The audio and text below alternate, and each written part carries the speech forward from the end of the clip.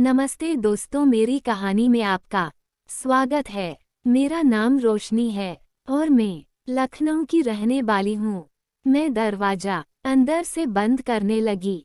मैंने अपनी कमीज उतार दी और अंदर जो पहना था उसे भी उतार कर दी। मुझे किसी ने दबोच लिया तो डर के कारण मेरी उसी की निकल जाती है, लेकिन मेरी आवाज को होने वाले की हट करने वाला मेरे कान में जीने से बोला, ठीक है साली जी, तुम्हारा जीजा जी किला होगी तो मेरी बदनामी हो जाएगी, और मेरे मुंह पर से अपनी हथेली हटा ली। दोस्तों, एक दिन स्कूल से वापस आकर मैं अपने कपड़े बदलने लगी। मैंने पहले जो अपनी कमीज उतारकर साइड में मैंने बस फ्रॉक पहना हुआ था और मैं जाकर अलमीरा से दूसरे कपड़े लेने लगी।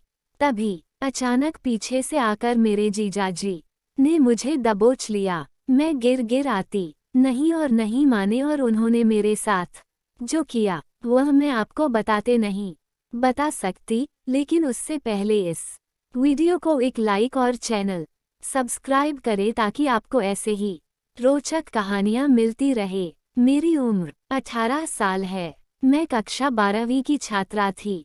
4 साल पहले ही मेरी बड़ी बहन का विवाह हुआ और वह अपने पति के साथ अपनी ससुराल में मजे से रह रही है। मेरे जीजाजी की कपड़े की दुकान है।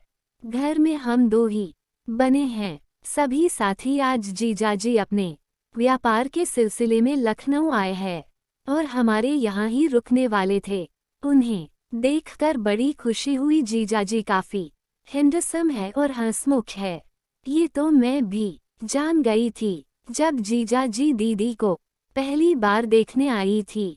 बातों से उन्होंने दीदी और मुझे हंस हंसकर लोटपोट कर डाला। उनके और जाने पर मैंने तय कर लिया कि रात को उनसे ये सारे किस्से सुनूंगी। खाना खाने के बाद मैंने जीजा जी का बिस्तर एक कमरे में लगा दिया गया। मैं उनकी आखिरी कहानी सुनने के लिए उनके कमरे में आकर तब एक गाना सुन रहे थे। मुझे खेलने के लिए उन्होंने सही गाना सुना था। फिर मैं जाकर उनके पास बिस्तर पर बैठ गई थी। मुझे किसी की कहानी सुनाने लगे। ऐसा ही कुछ इस प्रकार की मैं शर्म से मारे पानी हो गई।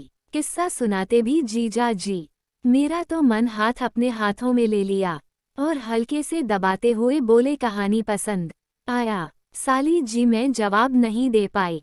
अपने उनके बिस्तर से उठ खड़ी हुई थी। मुझे नींद आ रही है। मैंने बहाना बनाया, अरे कहाँ चली गई, सो जाओ। जी ने मेरी कलाई पकड़ ली और एक झटके से मुझे ही किया था तो मुझे छूकर जीजा जी ने बिना मौका दवाई मेरे होठों पर फोन रख कर चुनरी मेरे सारे शरीर में जैसे बिजली जैसे करंट प्रवाहित हो गया और घबराहट में मैं खुद को जीजा जी से दूर की ओर भागकर अपने कमरे में। इस हरकत पर मैं आपकी पक्की रह गई। मेरा भी दिल जोर जोर से धड़कने लगा था और मेरे हाथ पांव रखने लगे कि पानी में नहाकर आई थी, उसमें सो नहीं पाए। सारी रात करवटें बदलती रही। दूसरी सुबह स्कूल चली गई थी। मेरा सामना जीजा जी से नहीं हुआ और ना ही मैं उनका सामना किया था। दोपहर को मैं स्कूल से लौटी तो मैं घर पर नहीं थी। मुझे याद आया आज 3 तारीख थी और 1 तारीख को पिताजी को सैलरी मिलती थी। इस दिन माँ पिताजी के पास कारखाने में पहुंच जाती और पिताजी और मेहर का सारा सामान बाजार से खरीदने चले जाते हैं। पूरा सन्नाटा था और अभी घर से बाहर गए थे। मैंने घर का दरवाजा अंदर से बंद कर दिया था और अपनी स्कूल की ड्रेस उतारने लगे ताकि अगले दिन मैंने अपनी कमीज उतार दी और अंदर जो पहना था उसे भी उतार कर दे में रख दिया। तभी मुझे पीछे से किसी ने दबोच लिया तो डर के कारण मेरी ही निकल जाती, लेकिन तभी मेरी आवाज बहुत दबोचने वाले की हथेली में ही घुट कर रह गई थी।